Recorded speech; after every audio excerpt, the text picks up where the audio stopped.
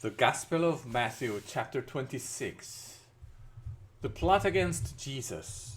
When Jesus had finished saying all these things, he said to his disciples, "As you know, the Passover is 2 days away, and the Son of Man will be handed over to the crucified." Then the chief priests and the elders of the people assembled in the palace of the high priest, whose name was Caiaphas, and they schemed to arrest Jesus secretly and kill him. But not during the festival, they said, or there may be a riot among the people. Jesus anointed at Bethany. While Jesus was in Bethany, in the home of Simon the Leper, a woman came to him with an alabaster jar of very expensive perfume, which she poured on his head as he was reclining at the table. When the disciples saw this, they were indignant. "Why this waste?" they asked. "This perfume could have been sold at a high price and the money given to the poor." Aware of this, Jesus said to them, "Why are you bothering this woman? She has done a beautiful thing to me. The poor you will always have with you, but you will not always have me. When she poured this perfume on my body, she did it to prepare me for burial. Truly, I tell you, wherever this gospel is preached throughout the world, what she has done will also be told in memory of her." Judas agrees to betray Jesus.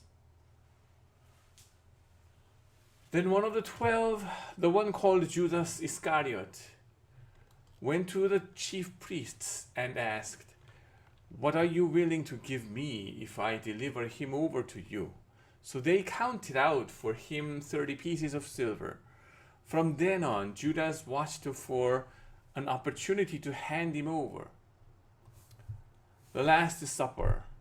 On the first day of the festival of unleavened bread, the disciples came to Jesus and asked, "Where do you want us to make preparations for you to eat the Passover?" He replied, "Go into the city to a certain man and tell him, 'The teacher says, my appointed time is near. I am going to celebrate the Passover with my disciples at your house.'"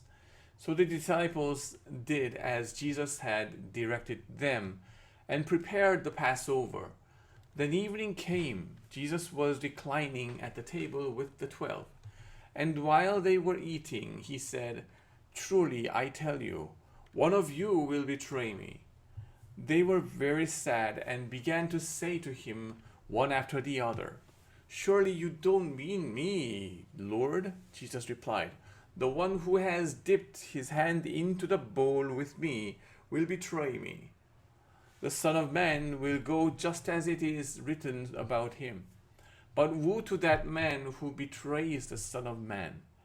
It would be better for him if he had not been born." Then Judas, the one who would betray him, said, "Surely you don't mean me, Rabbi." Jesus answered, "You have said so." While they were eating, Jesus took bread, and when he had given thanks, he broke it and gave it to his disciples, saying, "Take and eat. This is my body." Then he took a cup, and when he had given thanks, he gave it to them, saying, "Drink from it, all of you. This is my blood of the covenant, which is poured out for many for the forgiveness of sins. I tell you, I will not drink from this fruit of the vine from now on until that day, when I drink it new with you in my Father's kingdom." When they had sung a hymn, they went out to the Mount of Olives. Jesus predicts Peter's denial. Then Jesus told them, This very night you will all fall away on account of me. For it is written, I will strike the shepherd, and the sheep of the flock will be scattered. But after that I have risen, I will go ahead of you into Galilee. Peter replied, Even if all fall away on account of you, I never will. Truly I tell you, Jesus answered, this very night, before the rooster crows, you will disown me 3 times. But Peter declared, Even if I have to die with you, I will never disown you. And all the other disciples said the same. Gethsemane. Then Jesus went with his disciples to a place called Gethsemane, and he said to them, Sit here while I go over there and pray. He took Peter and the 2 sons of Zebedee along with him, and he began to be sorrowful and troubled. Then he said to them, My soul is overwhelmed with sorrow to the point of death. Stay here and keep watch with me. Going a little farther, he fell with his face to the ground and prayed, My Father, if it is possible, may this cup be taken from me, yet not as I will, but as you will. Then he returned to his disciples and found them sleeping. Couldn't you men keep watch with me for an hour? He asked Peter. Watch and pray so that you will not fall into temptation. The spirit is willing, but the flesh is weak. He went away a second time and prayed, My Father, if it is not possible for this cup to be taken away unless I drink it, may your will be done. When he came back, he again found them sleeping because their eyes were heavy. So he left them and went away once more and prayed the 3rd time, saying the same thing. Then he returned to the disciples and said to them, Are you still sleeping and resting? Look, the hour has come, and the Son of Man is delivered into the hands of sinners. Rise, let us go. Here comes my betrayer. Jesus arrested. While he was still speaking, Judas, one of the 12, arrived with him as a large crowd armed with swords and clubs, sent from the chief priests and the elders of the people. Now the betrayer had arranged a signal with them. The one I kiss is the man. Arrest him. Going at once to Jesus, Judas said, Greetings, Rabbi, and kissed him. Jesus replied, Do what you came for, friend. Then the men stepped forward, seized Jesus, and arrested him. With that, one of Jesus' companions reached for his sword, drew it out, and struck the servant of the high priest, cutting off his ear. Put your sword back in its place, Jesus said to him, for all who draw the sword will die by the sword.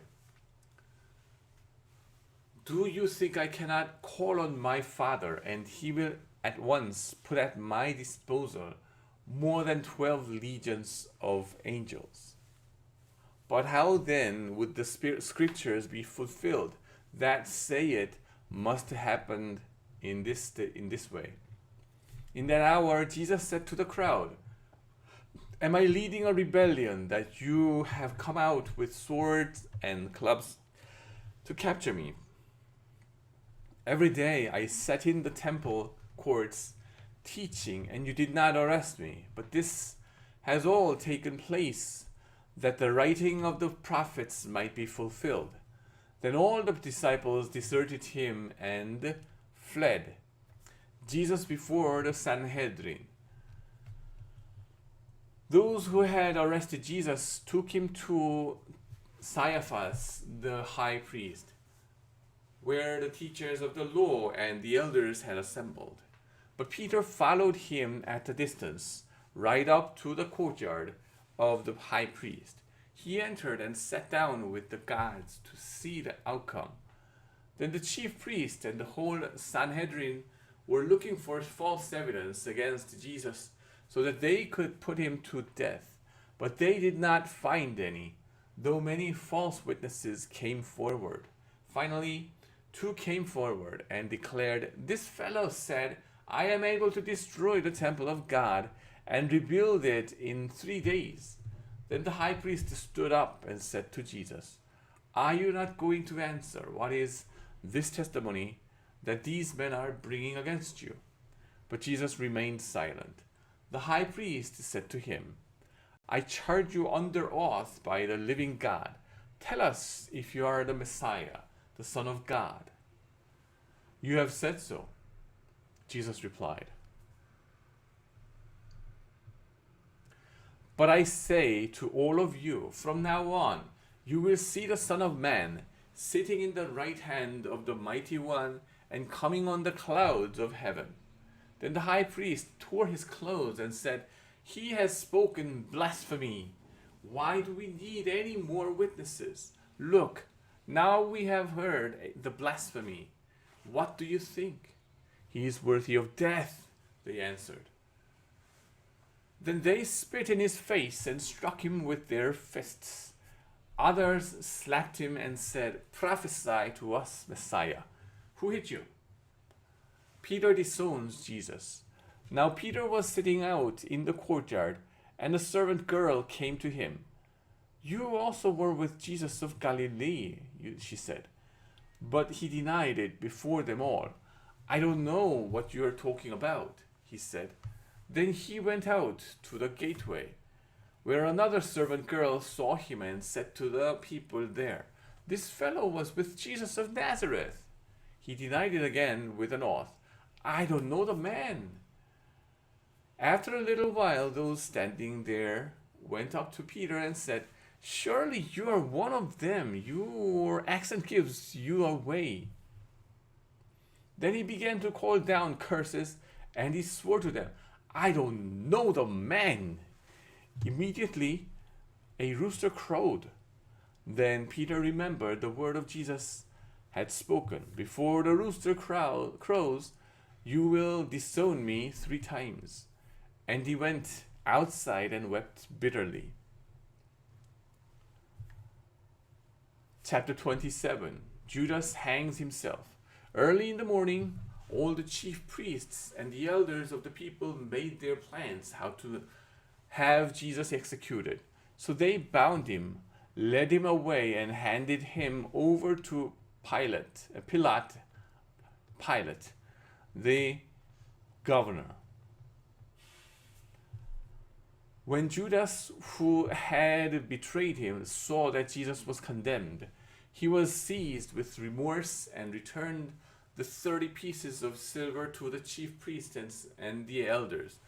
"I have sinned," he said, "for I have betrayed innocent blood." "What is that to us?" they replied. "That's your responsibility." So Judas threw the money into the temple and left. Then he went away and hanged himself. The chief priest picked up the coins and said, "It is against the law to put this into the treasury, since it is blood money."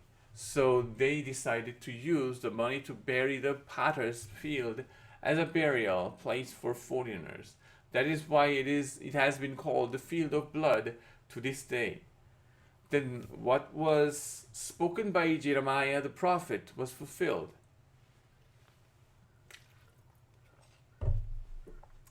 They took the 30 pieces of silver, the price set on him by the people of Israel, and they used them to buy the potter's field, as the Lord commanded me. Jesus before Pilate. Meanwhile, Jesus stood before the governor, and the governor asked him, "Are you the king of Jews?" "You have said so," Jesus replied. When he was accused by the chief priest and the elders, he gave no answer. Then Pilate asked him, "Don't you hear the testimony they are bringing against you?" But Jesus made no reply, not even to a single charge. to the great amazement of the governor. Now it was the governor's custom at the festival to release a prisoner chosen by the crowd. At that time, they had a well-known prisoner whose name was Jesus Barabbas. So when the crowd had gathered, Pilate asked him, "Which one do you want me to release to you, Jesus Barabbas or Jesus who is called the Messiah?" For he knew it was out of self-interest that they had handed Jesus over to him. While Pilate was sitting on the judge's seat, his wife sent him this message: "Don't have anything to do with that innocent man, for I have suffered a great deal today in a dream because of him." But the chief priests and the elders persuaded the crowd to ask for Barabbas and to have Jesus executed. "Which of the two do you want me to release you?" asked the governor. "Barabbas," they answered. "What shall I do then with Jesus who is called the Messiah?" Pilate asked. They all answered, "Crucify him." "Why? What crime has he committed?" asked Pilate. But they shouted all the louder, "Crucify him!" Then Pilate saw that he was getting nowhere, but that instead an uproar was starting. He took water and washed his hands in front of the crowd. "I am innocent of this man's blood," he said. "It is your responsibility." All the people answered, "His blood is on us and on our children." Then he released Barabbas to them, but he said he had Jesus flogged and handed him over to be crucified. The soldiers mocked Jesus. Then the governor's soldier took Jesus into the praetorium and gathered the whole company of soldiers around him. They stripped him and put a scarlet robe on him, and then twisted together a crown of thorns and set it on his head. They put a staff in his right hand. Then they knelt in front of him and mocked him. "Hail, King of the Jews," they said. They spit on him and took the staff and struck him on the head again and again. After they had mocked him, they took off the robe and put his own clothes on him. Then they led him away to crucify. The crucifixion of Jesus. As they were going out, they met a man from Cyrene named Simon, and they forced him to carry the cross. They came to a place called Golgotha, which means the place of the skull. There they offered Jesus wine to drink mixed with gall, but after tasting it, he refused to drink it. When they had crucified him, they divided up his clothes by casting lots, and sitting down, they kept watch over him there. Above his head, they placed the written charge against him: "This is Jesus, the King of the Jews." The rebels were crucified with them. Two rebels were crucified with him, one on the right and one on his left. Those who passed by hurled insults at him, shaking their heads and saying, "You are going to destroy the temple and build it in 3 days. Save yourself. Come down from the cross if you are the Son of God." In the same way, the chief priests, the teachers of the law, and the elders mocked him. "He saved others," they said, "but he can't save himself. He is the King of Israel. Let him come down now from the cross, and we will believe in him. He trusts in God. Let God rescue him now if he wants him. For he said, 'I am the Son of God.'" In the same way, the rebels who were crucified with him also heaped insults on him.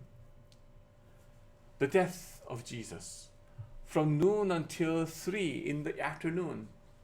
Darkness came over all the land. About 3 in the afternoon, Jesus cried out in a loud voice, Eli, Eli, lima sabachthani, which means, my God, why have you forsaken me? When some of those standing there heard this, they said, he is calling Elijah. Immediately, one of them ran and got a sponge. He filled it with wine vinegar, but put it on a staff and offered it to Jesus to drink. The rest said, now leave him alone. Let's see if Elijah comes to save him. And when Jesus had cried out again in a loud voice, he gave up his spirit. At that moment, the curtain of the temple was torn in two from top to bottom. The earth shook, the rocks split, and the tombs broke open. The bodies of many holy people who had died were raised to life. They came out of the tombs after Jesus' resurrection and went into the holy city and appeared to many people. When the centurion and those with him who were guarding Jesus saw the earthquake and all that had happened, they were terrified and exclaimed, surely he was the Son of God. Many women were there, watching from a distance. They had followed Jesus from Galilee to care for his needs. Among them were Mary Magdalene, Mary the mother of James and Joseph, and the mother of Zebedee's sons. The burial of Jesus. As evening approached, there came a rich man from Arimathea named Joseph, who had himself become a disciple of Jesus. Going to Pilate, he asked for Jesus' body, and Pilate ordered that it be given to him. Joseph took the body, wrapped it in a clean linen cloth, and placed it in his own new tomb that he had cut out of the rock.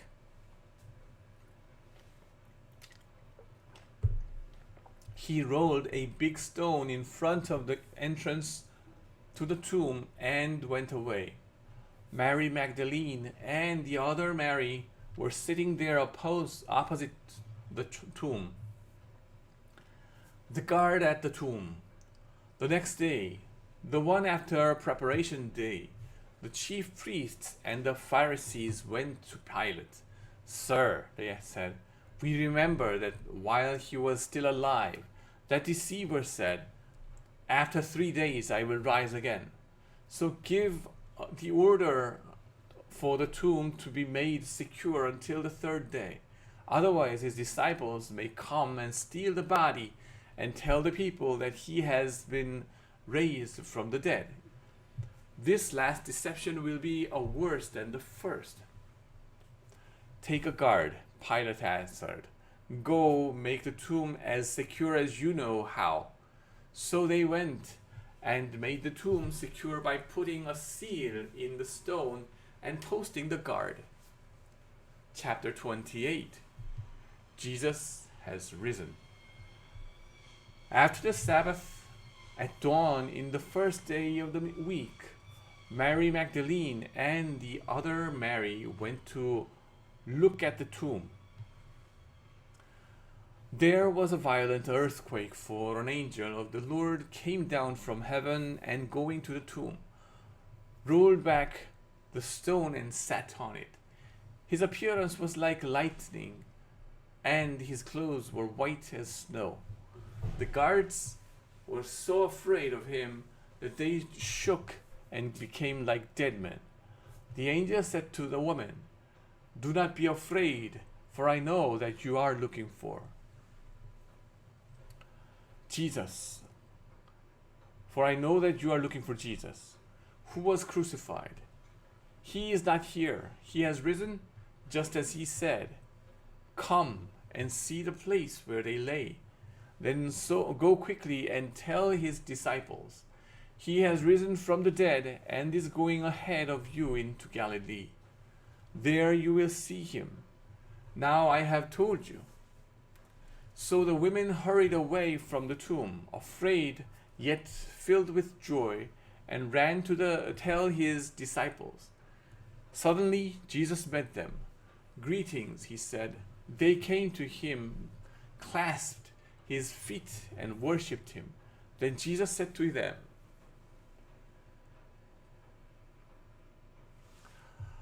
"Do not be afraid. Go and tell my brothers to go to Galilee. There they will see me." The guards report, while the women were on their way, some of the guards went into the city and reported to the chief priest and everything that had happened. When the chief priest had met with the elders and devised a plan, they gave the soldiers a large sum of money, telling them, "You are to say, his disciples came during the night and stole him away while we were asleep. If this report gets to the governor, we will satisfy him and keep you out of trouble." So the soldiers took the money and did as they were instructed. And this story has been widely circulated among the Jews to this very day. The Great Commission. Then the 11 disciples went to Galilee, to the mountain where Jesus had told them to go. When they saw him, they worshipped him, but some doubted. Then Jesus came to them and said, "All authority in heaven and on earth has been given to me. Therefore go and make disciples of all nations, baptizing them in the name of the Father and the Son and of the Holy Spirit, and teaching them to obey everything I commanded to you. And surely I am with you always, to the very end of the age." Amen.